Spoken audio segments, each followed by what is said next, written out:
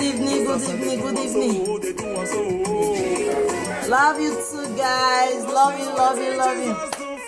Here in my body. Yeah. Cause you wait and do for me. Yeah. Good evening. Good evening, good evening. Happy midweek. Huh? You too fine. You too gallant. You too.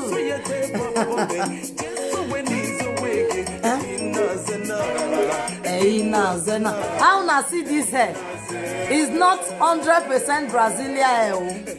How na see her? For those who not fit afford Brazilian, I just bought it today. As I see the thing for people here, I was like, not be Brazilian, but it's fine, no. Now wow, this thing not be Brazilian, but it's fine. Alright, nowadays, not be where you go, they look people, they say, hey, I know say people not they like truth, but if I just wear something where be say, I go talk. If now expensive one, oh yeah, go. Me, I know sabi egbe ya ni wa munana. Na my wedding ring, and the ring where some kata go dey. If my husband say, please forgive me, baby. How very your baby? No, I dey chocolate mu many do adele go di me. Even if that gold na 200, even if that ring na 300, even if that ring na 150. Dorire, iveri baba, no ye tiny or ye kerere, even in a small tiny shiri. So for women, when they cry, let's be realistic. As I said the thing for person, I really love her. I was like, wow, this is really wonderful. I said, I give my sister, it was like, hey, mufwa, as you mature, rich, buy a low to Neri, Brasilia. Now I say, but the right time say, now you my hair, Mona not get around for now where they go pack money. Now, many people where they said, "Oh, give una you mad," or say, "Na like Mona go meet Faith Beauty Class, and Easy Hair Empire, Alugari Kebe, Uragunya de Wivon." You will not say now you back. Why they talk this thing so? As I see the hair for the person, I was like, "This one beautiful." My sister come on, he said, "There, person like you." I say, "Do every na my money," you know.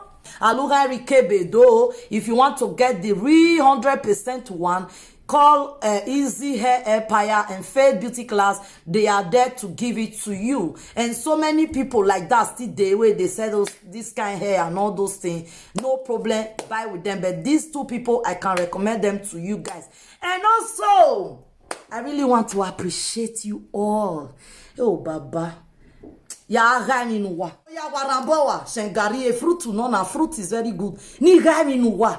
Yo, demi ni aga nuwa. Habie banana. Mwa abe fruit ayawe Thanksgiving. E fruit ayawe Thanksgiving. Iyawe ni momu wa. Yemi ya nuwa e uwe dagbome. Iye. May God so much bless all of you. My lovers. My fan, the one where still hates me, where go still click enter, they look me. Now I they bring and so a fruit I have Thanksgiving. Imagine ya thank why una give me fruits, una give me joy, una give me happiness. I too like una. It's not easy now. It's not easy. Who I be, who am I? For you guys to just come around and say, let me listen to her, let me watch her, let me see. Amazing, I really need to appreciate all of you now. I really need to appreciate all of you. Thank you. God bless you. You guys are wonderful. You guys are fantastic. For those that patronize me, buy the home remedy and always coming to give thanks, they are thanking me. I wish they know they can't thank me. Shame not let me come out or yeah, can't they talk out? Say, hey, no. So that is the home remedy from ODL. If you want, may you hammer woman. May the woman, if you be 2 minutes man, come by here and you go follow the instruction where we go give you. People are testifying. Not be, waiting that they call her. Not be Odeshi. It's not today she or see so sharply where you just drink and because we darky, we black people, we the one that way be say na Agian Bibi, we not they get patient.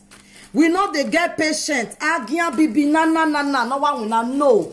So that is it for man. If you want to knock your woman, stay like you want to stay 30-40 minutes. Or I will be 1 hour no emi no rien or do mi no balo. So balo you know, for women that don't still know how to take care of their vagina. I tell you guys before, you don't need soap to wash your vagina. You don't need soap, all this shampoo, all this chemical. No, you don't need it. You don't need to the wallow inside your toto. Man, I mean, we're wallowing. Now that white thing where you the wallow come out, now that one they protect you from not getting any diseases or infection. And also, don't wash your bekos with too much hot water. You can get it from supermarket. You must not inbox me for this. But for the home remedy, because there is a lot of leaves. There is a lot of leaves where we blend to come get on like this. That is why you need to inbox me. But if you be a woman, you call me for your husband, and you just want me, I add this one. I feel do one for my mind. I go add down. When we depends how you take communicate with me for line. Woman I communicate with him and say, line you go while they communicate say your way, you can get it from any supermarket. Gloves. How do you use the gloves? If you want your bekos to be scenting, you go boil water. The water go just boil.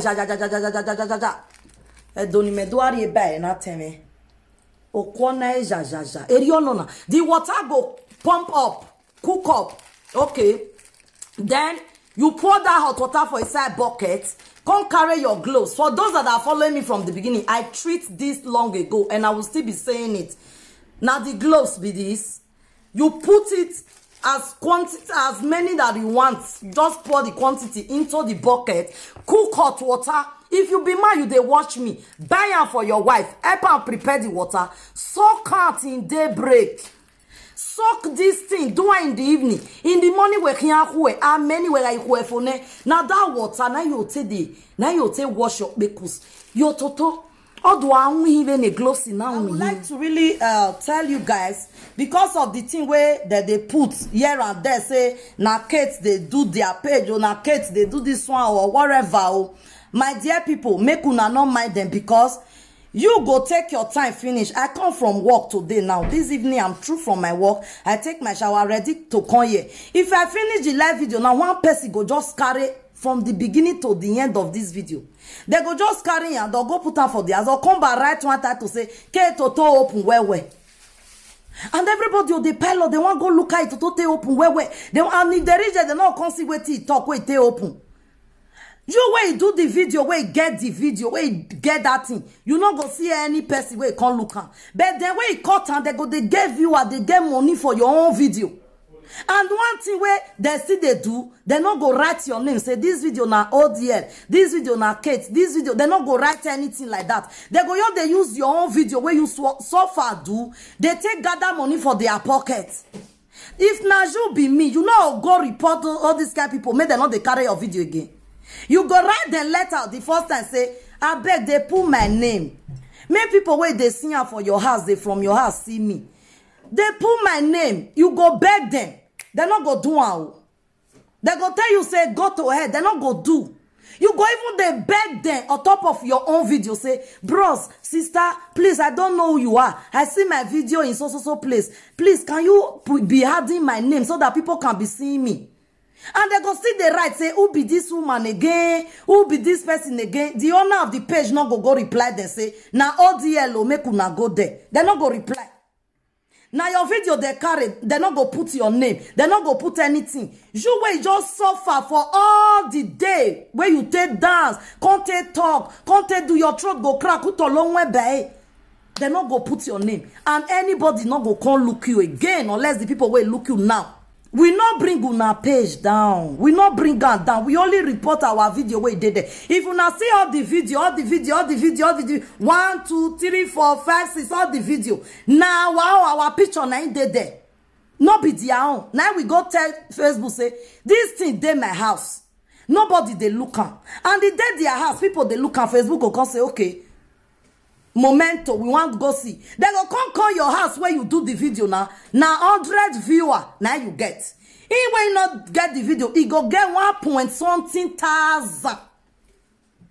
20K, 40K, 50K, don't look out for you. You were doing nothing. Now, still 100 you there, you are still counting. Facebook will come to say, ah, no, this is not good. Now, Facebook will come bring the video. And Facebook not they touch their page, or not just the video, Facebook they come out. Una they get and so for those who are not they understand me. Facebook not they bring their page down. Now, only those your video where they their house, or if Facebook in here, you say let it off who are you following today?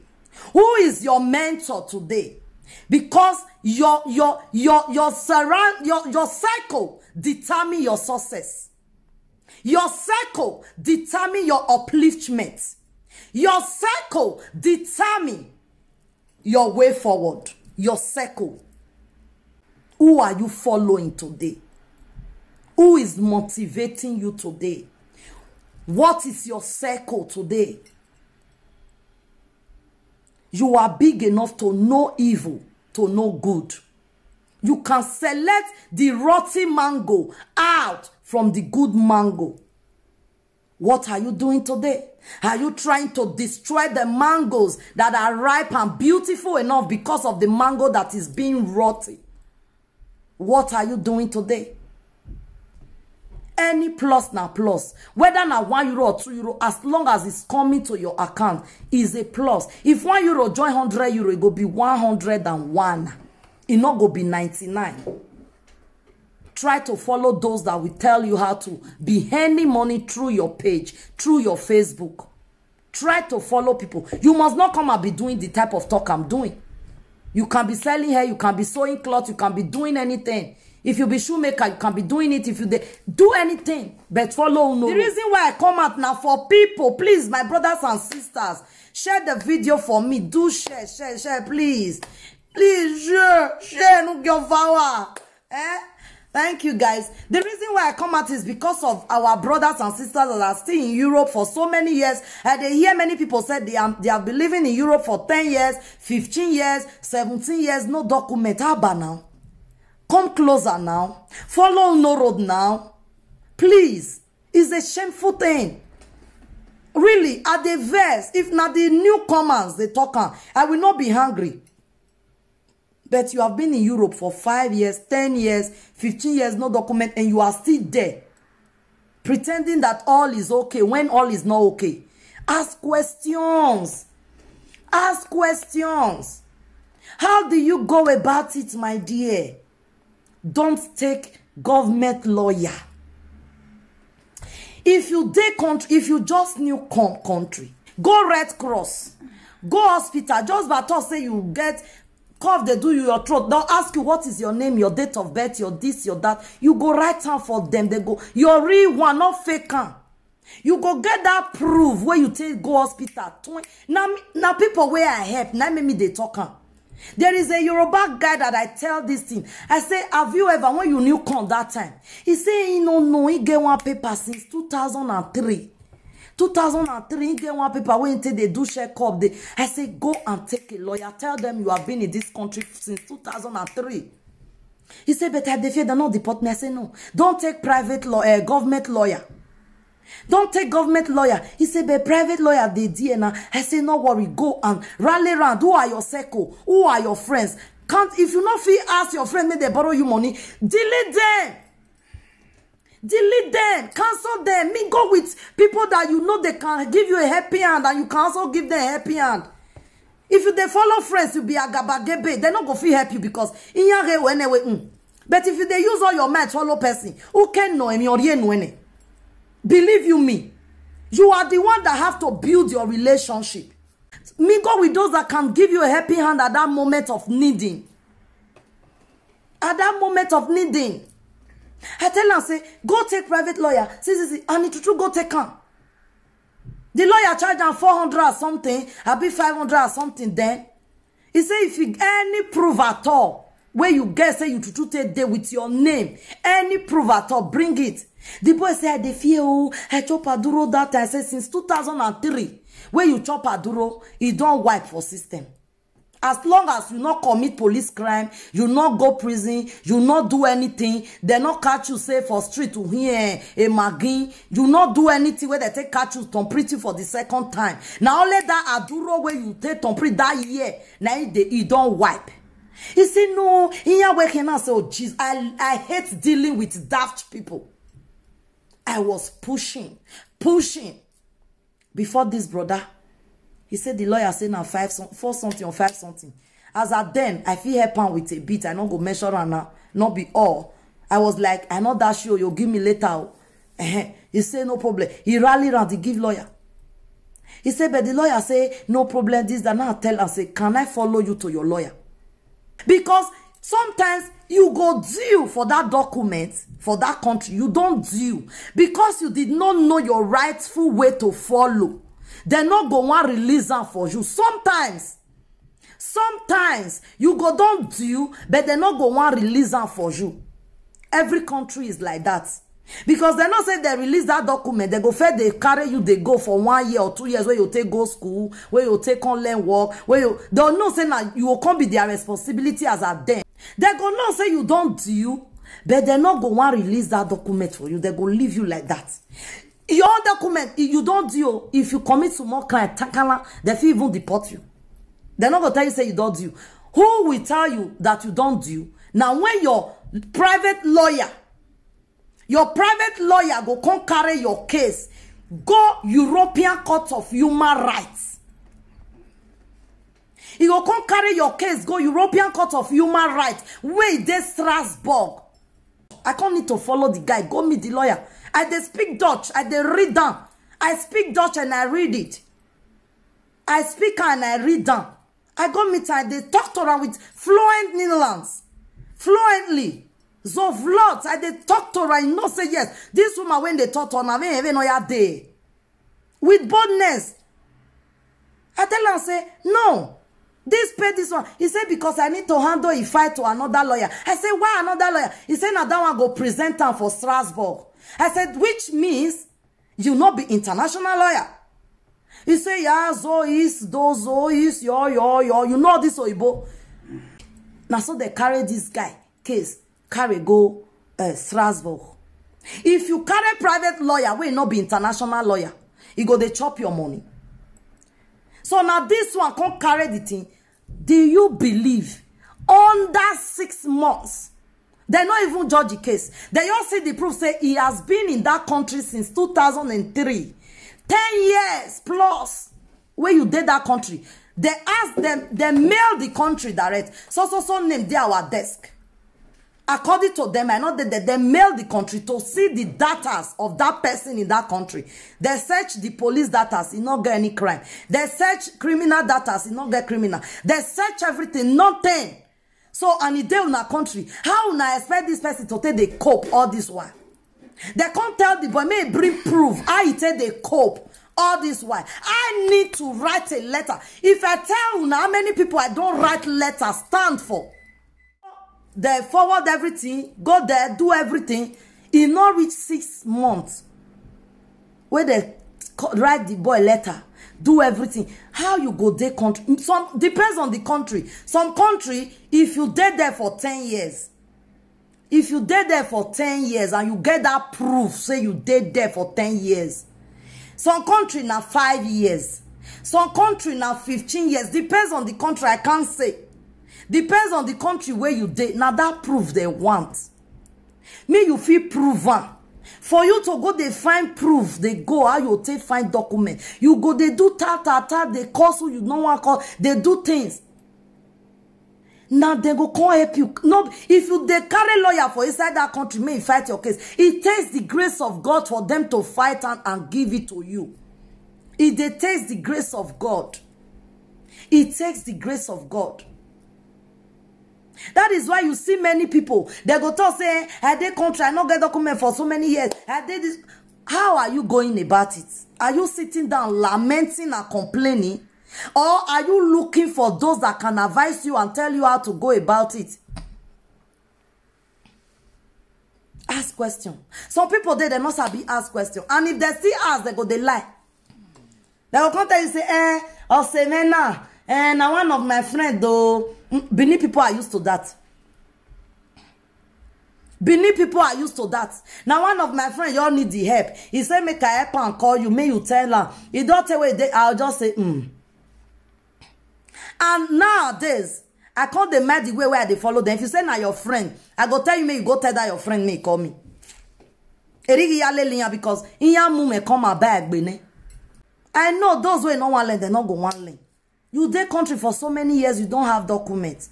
It's so easy. So far, may you feel proven. So easy. It's easy. Not be because say I don't get and I make me the talk say easy. Now may you know the road to take follow.